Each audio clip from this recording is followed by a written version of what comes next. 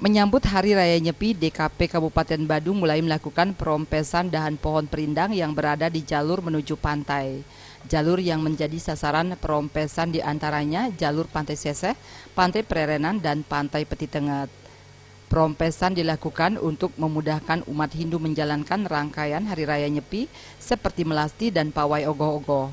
Proses perompesan dahan pohon menurut penjelasan Kepala Dinas Kebersihan dan Pertamanan Kabupaten Badung, Putu Eka Martawan, sudah berjalan 80%. Dalam 2 hari ke depan, proses tersebut diharapkan dapat segera selesai. Perayaan Nyepi tahun ini memang kita sudah kondisikan jauh hari, yaitu dengan mengadakan pemetaan terhadap pohon-pohon yang dijadikan ritual Nyepi seperti rangkaian pengerupukan, sekaligus juga rangkaian ring pemelisan. Jadi untuk pengerupukan ini kita sudah pangkas banyak pohon yang sekiranya menghalangi dari ritual untuk ogoh-ogoh.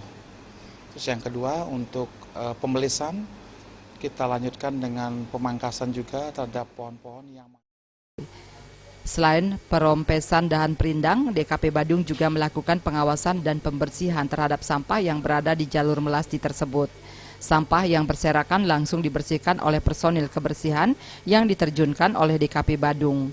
Pujiantini dan Agus Sudiatmi ke Bali TV.